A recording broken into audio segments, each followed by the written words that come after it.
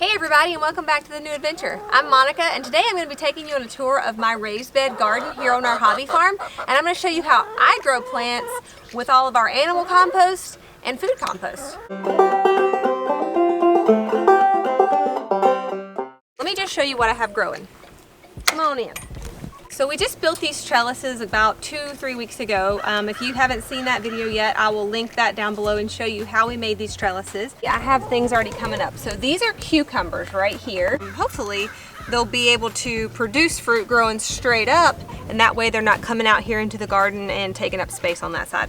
So that is what that is there. Right here I have a green bean that is also a vining fruit or vegetable, so it's going to grow up here on this side. So I'm going to train these two plants and vines to grow up and over my trellis.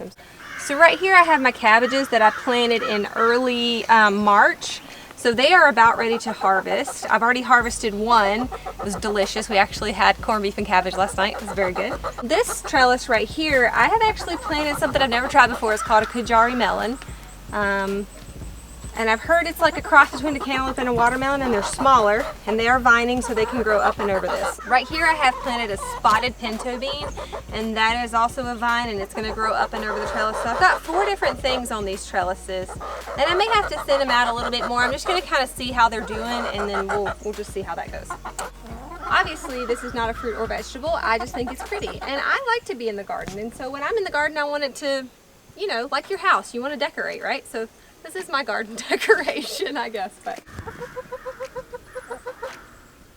right here we have cauliflower growing in this pot here. Over here I have the same type of container, and I'm growing potatoes in this one. They are doing fantastic. I'll probably be harvesting these, I don't know, another month or so. But one of my chickens actually got in here and helped me harvest one a little early, and it was about that big. I was kind of surprised how big it already was. So this little guy right here is a bean. It is a vining plant, and I believe it is a my mom actually gave me the seed, so I can't tell you exactly what kind it is. It's some sort of, oh goodness, I need to call and ask her. But anyway, this plant I'm gonna let vine up and grow on this fence here. And just use this as the trellis. Now we'll see how it goes, because the donkey's field is right through the fence, and they may try to harvest them for me. So we'll see how that goes. But anyway, that is my plan for this, to just utilize all the space that I have, vertical space and horizontal space. Behind my chairs here, and I know that this is gonna get too big for this area, so I'll have to scoot all this up, but I have blueberries planted here, and this is their first year, and they're already loaded with blueberries, and I'm super excited. If I can keep the birds off of them, I think I'll actually get blueberries this year. This is broccoli. As you can see, it's time to harvest it as well. Again, I'm going to leave it on the plant as long as it's not starting to flower, just until I'm ready to cook it, so it stays super fresh. I came in yesterday and I harvested the cabbage I was getting ready to cook, made a little mound, and I planted just a straight neck yellow squash right here. So when these come up, I did plant 3. I'll probably thin those out, leave 1, maybe 2. We'll just see how it looks, because in this area, squash gets enormous and it'll take over your whole garden. So we'll see how we do. With that, I got 2 more broccoli here. I actually planted my tomatoes this year in 5-gallon buckets. First time I've ever done this, and the reason I did this is because I am so limited on my space in my garden beds that I thought I could contain them better in here. So far that's going really well, and I planted them early March, and we still got frost into April. So what I would do is when they were calling for frost, I would haul these bad boys into the basement to keep them from freezing. So right here you can see I'm starting to get my first little tomatoes on the vine. So I'm really excited about that. So we'll see how we do. We'll see how early we can get tomatoes. Leave my frogs alone. So right here I have some peppers growing. This is a red or yellow bell pepper, I can't remember which. We actually don't like green bell peppers, so I'm not going to plant any. But these are the reds and the yellows, and they're planted in these pots. And I did these in pots for the same reason that I did the tomatoes in pots, because I planted them way before the frost threat was over, and I didn't want to lose them to frost. So we were able to cart these in and out. My plan for these is after I take this lettuce out right here, I'm going to put these actually in the ground in these beds so that they can spread out and get bigger and do what they've got to do. And then this broccoli will come out too pretty soon. So let me tell y'all how I make the dirt for my garden, because I think it's a cool process. And obviously everything likes to grow in it and it works really well. And other than this one bed right here that I just got as a new bed, that's why I had to use different dirt in it, I used all my compost dirt. So I think pretty cool.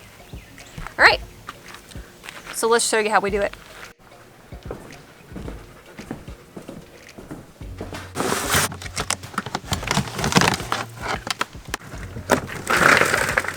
So anything that my chickens can't eat or won't eat, or the donkeys, which is not much, but my coffee grounds, eggshells, things like that, I use this store-bought composting container, and my kids love coming out here and turning this thing for me.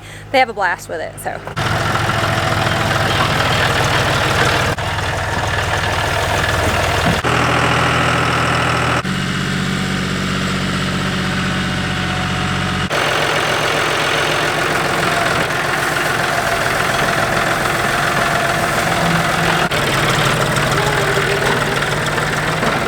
So my secret to those beautiful vegetables in my raised bed garden is right here behind me.